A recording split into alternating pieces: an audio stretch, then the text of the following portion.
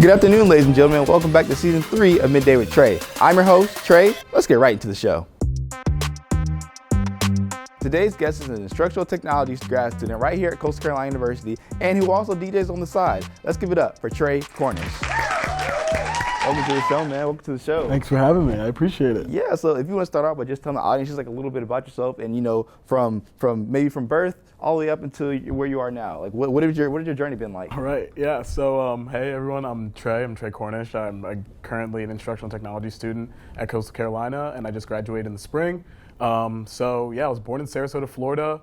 Did a couple years there, moved up to Philadelphia, Pennsylvania, where I did a lot of my growing up. I was raised a little bit in the city, and then we moved right outside the city, about 10-15 minutes out of the way in Delaware County.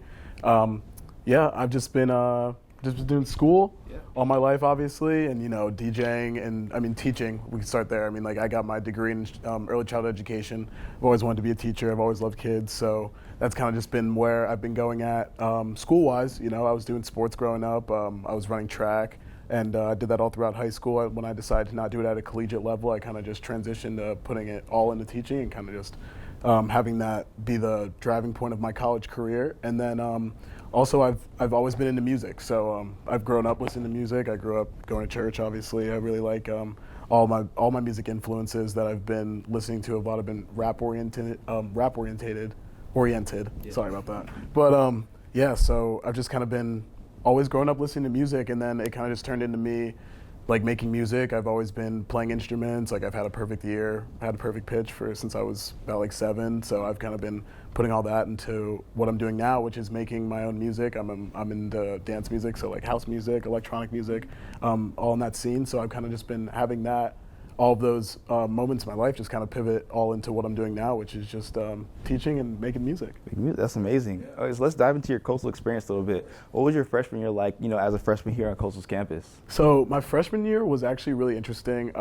It was when I first started like DJing and wanted to get into that however I wanted to explore that at 18 years old. So I kind of was I was doing some projects on that, and then I was kind of just trying to find my footing, trying to find my people. I knew people obviously from like the pages you make on Instagram, and I was transitioning to make those internet connections into real life connections. Right. So I was kind of just finding my footing and just seeing what worked and doing my thing, really. Right. And so do you remember what your first DJing gig was? It was actually it was like a welcome back party for school. Okay. It was all the people like I met from like Instagram and stuff like that before school even started. Like everyone was there, all my roommates were there. It was a great time just to like get in and meet everybody. And I originally started playing in high school. Like my first gig was like a basketball game. Okay. So it was going from like playing like a basketball game to now having like all these people I've barely met, and like we have loose connections from socials, like all of them, and I'm playing for them, and I said I was a DJ, and now I kind of just like got put on the test right there. So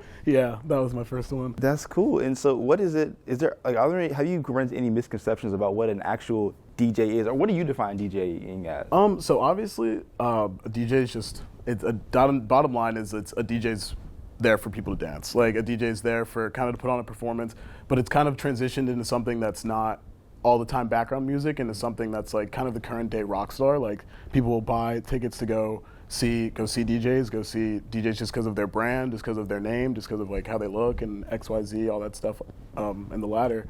But I'd kind of just define a DJ as someone who knows what the people want to hear and what they need to hear, because there's a difference of playing what you want to play and what people need to hear. So yeah, just kind of a cultivator of experiences. Yeah. Is there a big difference between like a DJ and a producer? Oh yeah, there's a huge difference. So a lot of the time, like I started off as a DJ. Like I've always just loved playing music. I've always loved hearing different music, experiencing different music. So I kind of wanted to project that into a crowd and kind of wanted to control that space. Right. And then it kind of transitioned into me getting so much music and consuming so much music that I'm just like thinking of my own, like off the cuff. Mm-hmm. So then that transitioned into me learning how to produce on my computer and kind of just getting those programs in place and kind of just learning what I liked and what I didn't like and what kind of my sound, quote unquote, was. And then it kind of just, it's funneling off there, and it's an ever-changing process. So it's always changing, and like you like different things, you don't like different things. So yeah, there's a very big difference between the two. Yeah, no, I've been to a couple concerts, and I've just seen like, and they call it like DJ drama, or just different the DJs. Like people go crazy. Like, and I remember like back in the day, the old music, people were, they were excited for, different DJs, but they're more excited for the artists. But now I feel like people are excited to see like what new beat to drop or how this DJ will perform, like in nightclubs and like EDM and all that, and like especially in like Europe. Have you gotten a chance to go to Europe before? I haven't, but I know I haven't. I really want to because a lot of the music I'm currently making is inspired by UKG, which is UK Garage, and it's a lot of rap influenced house music or dance music. So I'm kind of exploring that sound a lot. So I'd really love to make a trip over to the UK and kind of experience that scene. That'd be awesome. Yeah, I haven't been there either, but I've just seen like these different videos and whatever, just like of like their culture, like in their club culture. It seems it's similar to what we have here, like what I experienced here, but it's also like very different than we have here. Of course, we do. I think like we take a lot of inspiration from those overseas countries, and we're kind of seeing that in the music festival blow up and like all of those influences kind of making their way over here, and also those DJs from overseas having more influence in the U.S. demographics now on Spotify and how streaming is, and now everyone can blow up at the drop of a hat. So it's kind of just like now we're just kind of transitioning into that new period, and people always want to hear something that's faster than the last thing they heard because of how we're just being wired with TikTok and just seeing things so quickly.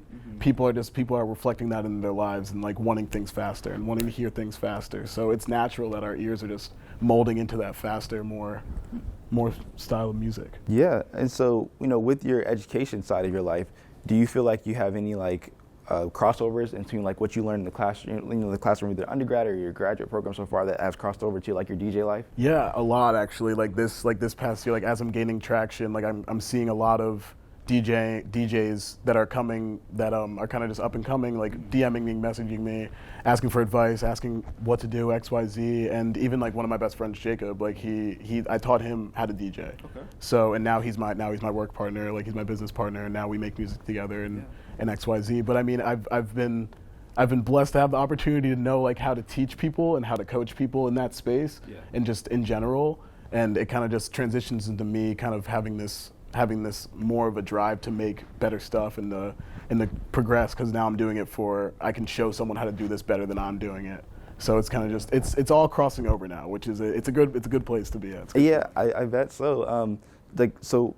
Is your not end goal, but is your future goals to be a teacher, or is it to be a DJ full time, or a combination of the both? I kind of want to see like where it takes me. I'm kind of just in this point where I'm making both work well. Okay. So why not just run with that? I mean, teachers have off for the summers, so I can, if I want to invest, I can invest all my time in one season of my life and another season of my life. And I mean, we're in a world where we can make kind of both things work and make like a lot of things that we truly want to do work on top of things that we have to make work. Right. So, like, I mean, for example, like the CEO of Goldman Sachs is a DJ. Oh, like he'll be at a business meeting and then take a private jet to Ibiza and DJ a nightclub, like the biggest nightclub in the world, arguably. So, yeah. So I mean, if he can do it, I'm no Goldman Sachs CEO. So I hope. Not yet. So hopefully I can progress in both at a really good pace. That's cool. So I think this is like a personal question for me, like.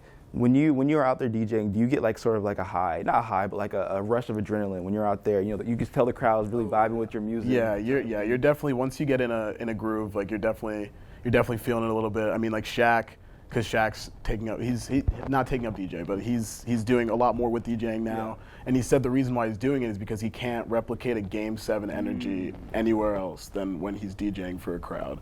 And he's even losing money on DJing. Like he said in multiple interviews, he's like, I'm losing money on what I'm doing, but I love it and I have the money to back myself, so I'm gonna invest in that because I can't find that energy anywhere else. And that really resonates, like down to even like the local guy who's playing at the bar, pub, XYZ. But there's a feeling where you know that you're making people experience something, and that feeling really makes you feel good. It makes all of the work you're doing behind the scenes worth it in real time, which is great. That sounds like a great feeling, yeah. Where are some cool places that you've performed so far in your DJing career? So I'm actually coming off like my busiest travel month since I've started. I've been in Charleston twice, Clemson 3 times. And then I just played in Breakaway Music Festival in Charlotte. Oh, so wow. Yeah, that was awesome. Thank you so much. Yeah, that was definitely a good one. But definitely just a lot of the music festival is definitely a cool scene just because it really put it all in perspective and made the bigger picture real. But I mean, I've loved playing in Charleston. Like I've loved traveling. I've played in West Virginia and places like that. So it's been great. All of the experience I've had have their own separate moments that make them great. So it's kind of hard to pick one. No, that is just very, very cool places that you've played. Have you felt any pressure either from your family, outside sources, whatever, to go down a certain path, like as far as like, oh, you can't just do music anymore, you have to do music plus some, or you can't just do teaching anymore, you have to do teaching plus some? Is that where like that, I don't know, multitask comes from? Or yeah, I mean, like I've always kind of been, just from coming up, like I've come from a really planned household. Mm-hmm. Like you always have to have a plan, you always have to be doing something, you always have to be keeping busy. Right. So I've kind of just been, I've always been stretched really thin with either extracurriculars in sports or vice versa. Mm-hmm. So I've kind of always been in that on-the-go, staying involved lifestyle. So it's kind of just adjusted me to control this very well, and kind of just like, if something's not going well one day, just be like, all right, well that's what comes with being busy. Mm-hmm. So I mean, it's been thankfully there hasn't been a lot of pressures, but kind of just the internal pressures of, you know, what comes with being a creator, and especially as an experimental creator, as being a DJ, kind of just comes with am I doing enough in this moment to kind of like satisfy everyone else? Because everyone's of course going to say they're proud of you, but like, do you really feel as though they're proud of you is one thing. So definitely finding that that balance of internal respect and external respect is kind of just it's a weird space. Okay, and final question. This is more for the audience.